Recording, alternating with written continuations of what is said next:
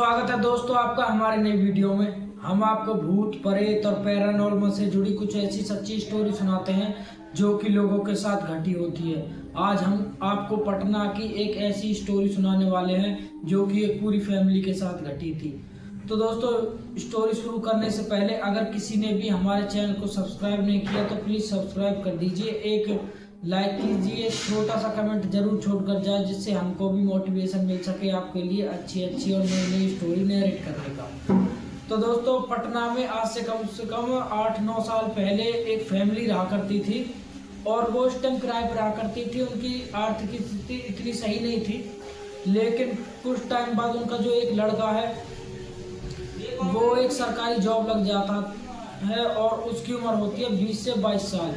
और उनकी फैमिली में एक उसके दादी दादा माता पिता और एक छोटी बहन और वो लड़का आकाश ये रहते थे।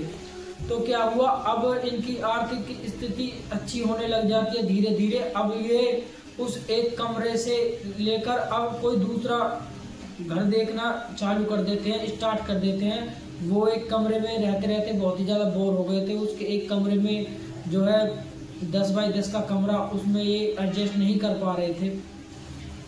और अब ये एक बजट में एक हल्का सा घर देखने लगते हैं। तो काफ़ी देखने के बाद इनको कोई घर नहीं मिल रहा था ऐसा जो कि इनके बजट में बैठ सके।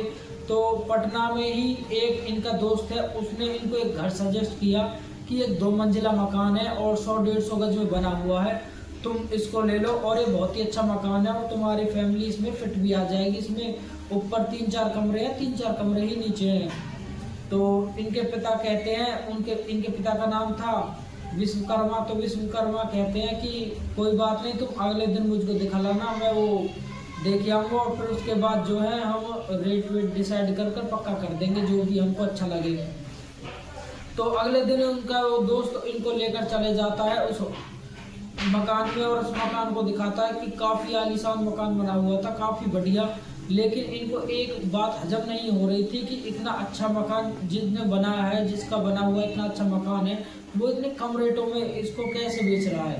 तो ये इतने तो वो नहीं थे ज़्यादा, इसके बारे में इन्होंने छानबीन नहीं की और डिसाइड कर लिया कि ये कमरा मतलब ये घर हम लेंगे और हमको घर की ज़रूरत भी है।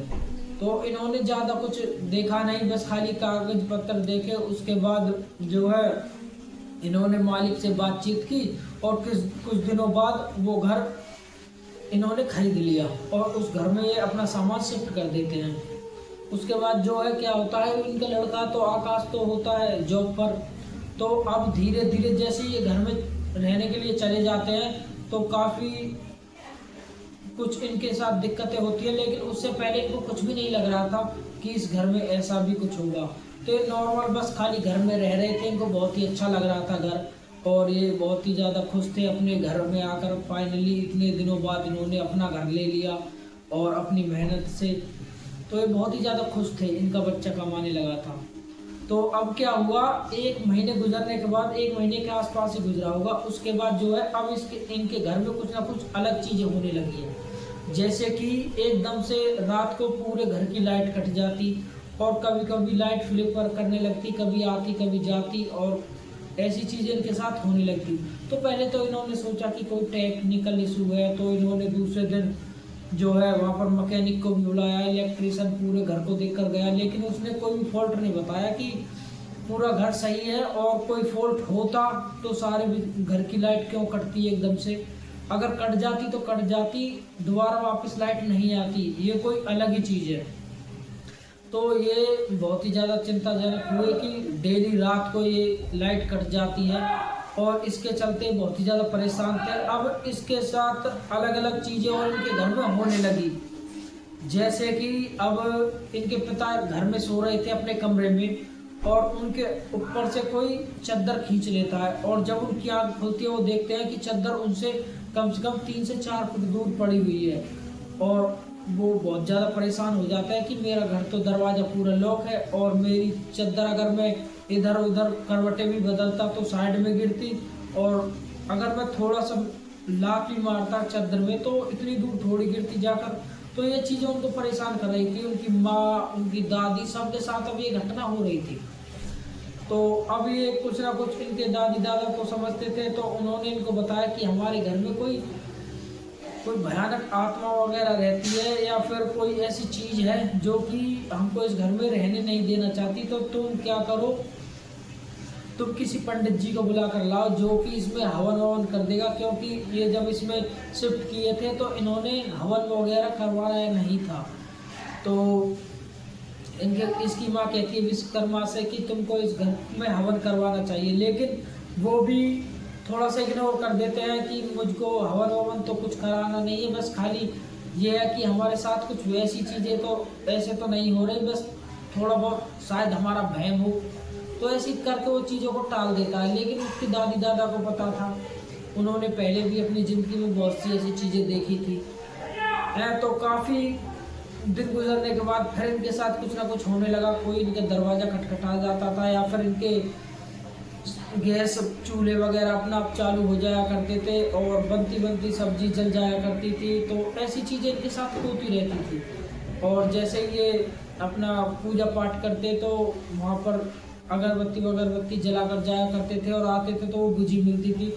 तो ये बहुत ही ज़्यादा परेशान हो चुके थे। अब ये समझ चुके थे कि हमारे घर में कुछ ना कुछ अलग चीज़ है, लेकिन जो इनके बेटे हैं विश्वकर्मा जी वो नहीं समझ रहे थे कि हमारे साथ हो क्या रहा है। वो बस खाली इनको इग्नोर कर रहे थे इन चीज़ों को कि ऐसी कोई चीज़ें होती नहीं है, बस खाली हमारा वहम होगा या फिर शायद कोई बिल्ली वगैरह होगी जो ये चीज़ कर रही होगी। तो आप यहाँ पर देख सकते हो उन्होंने कितना ज़्यादा इग्नोर किया कि बिल्ली कोई लाइट बंद नहीं कर सकती और बिल्ली कोई ऐसी चीज़ें नहीं कर सकती जो कि नॉर्मल ना हो। लेकिन इनके जो है विश्वकर्मा जी इनको इतना ज़्यादा वो नहीं था, वो बस खाली इनको वैसे ही समझ रहे थे।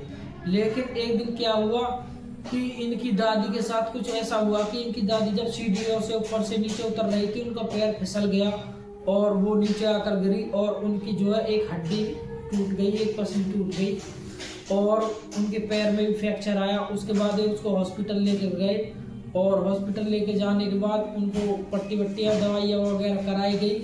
उनकी उम्र काफ़ी ज़्यादा थी, कम से कम 70-72 की उम्र थी उनकी और वो बहुत ही ज़्यादा क्रिटिकल इंजरीज हुई थी उनके। और फिर बाद में जब घर देखा गया तो वहाँ पर किसी ने सीढ़ियों पर तेल वगैरह फैलाया हुआ था। तो इनके पिता समझ गए कि हमारे साथ जो ये चीज़ कर रही हो शायद हमारी नौकरानी हो जो कि साफ़ सफाई करने आती है, उसी ने तेल फैलाया हो और हमारी माँ है जो वो गिर गई है, यहाँ गिर गई है। तो वो अब अपनी नौकरानी पर ही शक करने लगे थे, लेकिन नौकरानी ने उनके साथ ऐसा नहीं किया था। उसके बाद जो है रोड नौकरानी से अपनी से पूछताछ भी करते काम वाली से, लेकिन वो रोने लगती है और बताती है कि मैंने ऐसा कुछ भी नहीं किया और मैं तो किचन में गई नहीं, तो तेल मैंने कैसे फैलाया होगा, ये चीज़ वो कहने लगती है। तो इनकी दादी बताती है जब उनको होश आता है कि मैंने एक सामने एक लेडीज़ खड़ी हुई देखी थी जिसका चेहरा जला हुआ था और पूरे कपड़े भी उसके जले हुए थे और वो हवा में खड़ी हुई थी और उसको देखकर मैं घबराई और वहाँ से गिर गई। तो अब इनके जो बेटे थे विश्वकर्मा जी वो समझ गए थे कि जरूर घर में कुछ ना कुछ चीज़ है और उन्होंने जो है हवन करवाने का घर में सोचा। उन्होंने एक पंडित जी जो पास के मंदिर में ही रहते थे उनको बुलाया और घर में हवन करवाना चालू कर दिया। और जैसे ही घर में हवन होने लगा था उससे पहले जैसे ये वहाँ पर सामान जमा रहे थे तो इनकी दादी को बहुत ही ज़्यादा प्रॉब्लम हुई और उनकी जो है अचानक डेथ हो गई। उसके बाद अब ये पूरे घर वाले चिंतित थे और इस टाइम हवन टालना पड़ा क्योंकि घर में एक डेथ हुई है और सारे घर वालों के जो है बात समझ में नहीं आ रही थी।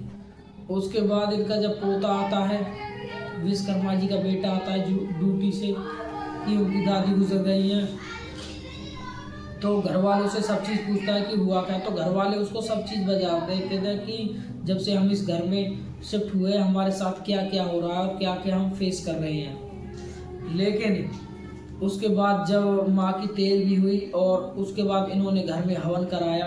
हवन कराने के बाद जो नकारात्मक ऊर्जा थी इनके घर से दूर गई और इनके घर से दूर जाने के बाद जो है इनके घर में सब शांति हुई, सुख हुए। और फिर बात होती है कि इनके साथ हुआ क्या। तो इन्होंने उस मकान मालिक से पूछताछ करना चालू किया और उससे पता किया कि इस घर में हुआ क्या। तो बताते हैं कि इस घर में एक लेडीज रहा करती थी अपनी फैमिली के साथ। उसके 2 छोटे छोटे बच्चे थे, एक उसका हस्बैंड था और वो इस घर में काफ़ी दिनों से रह रहे थे। लेकिन उनके हस्बैंड और उसकी पत्नी के बीच जो है लड़ाई झगड़ा काफ़ी दिनों से हो रहा था और वो ऐसे ही झगड़ रहा करते थे और काफ़ी लोगों को समझाने के बावजूद भी वे नहीं मानते थे। उनके घर वाले भी उनसे बहुत ज़्यादा दुखी थे। उनके दुखी होने का कारण यही है कि उन्होंने इनको अलग घर दिलाया कि तुम अलग रहो और हम अलग रहेंगे, तुम्हारी ये रोज रोज के ड्रामे हमसे सहन नहीं होते। तो हुआ क्या, एक रात की उनकी किसी चीज़ पर लेकर बहस हुई। वो थोड़ा सा ड्यूटी से लेट आए थे, उनको जो है टेंशन भी थी काफ़ी काम की। तो इन्होंने अपनी पत्नी को बहुत ही ज़्यादा जो है उन्होंने मार लगा दी, मतलब उनको बहुत ही ज़्यादा बढ़िया तरह से उनकी पिटाई कर दी। तो उसके बाद जो है वो पत्नी उसको अपनी ईगो पर ले गई और उसके बाद उसने अपने किचन में जाकर खुदकुशी कर ली, अपने जो है ऊपर आग लगा ली।